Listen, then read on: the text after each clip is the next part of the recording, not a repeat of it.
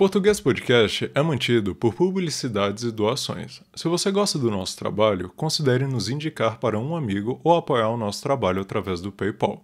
Basta procurar no nosso e-mail idioma.portugues.podcast@gmail.com e enviar a quantia que desejar. Este e-mail também é um canal para falar conosco. Envie sua crítica, sugestão de pauta ou abraço caloroso. Nós ficaremos muito felizes em recebê-los. Caso queira mais informações sobre o podcast, procure-nos no Instagram, YouTube ou no nosso site, na descrição do episódio. Lá você vai encontrar as transcrições e mais detalhes sobre a gente. Olá, ouvinte, seja bem-vindo ao Português Podcast, o podcast semanal para você aprender português treinando sua escuta.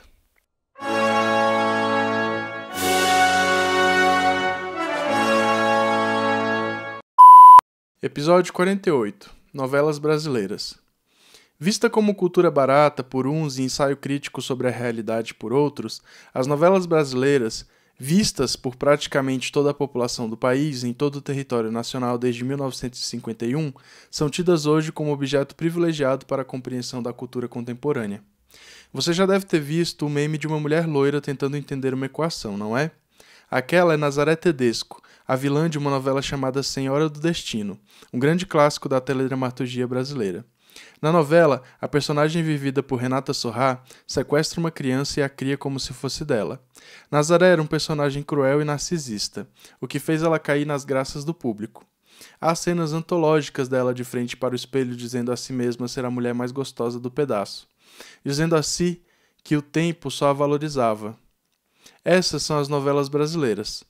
São muito diferentes das telenovelas mexicanas, por exemplo, pois as telenovelas mexicanas são versadas em um gênero chamado melodrama, enquanto que as brasileiras, apesar de conterem uma boa dose de melodrama, são focadas em descrever a realidade da sociedade de uma forma crítica. Além disso, as novelas brasileiras também são focadas em literatura e teatro muito mais do que as telenovelas mexicanas. Comecemos pela história da televisão no Brasil. Ela está por aqui há mais de 60 anos, e as telenovelas estão junto com ela desde o início.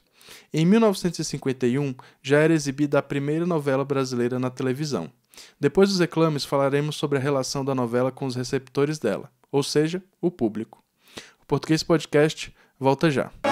Olá, ouvinte, meu nome é Leonardo e estou passando aqui brevemente para dizer para vocês que se você tem gostado do nosso conteúdo aqui, não hesite em deixar um like, em ativar o famoso sininho e deixar algo nos comentários aqui embaixo. Pode ser alguma sugestão de algum episódio que vocês queiram escutar, alguma reclamação também, mas é isso.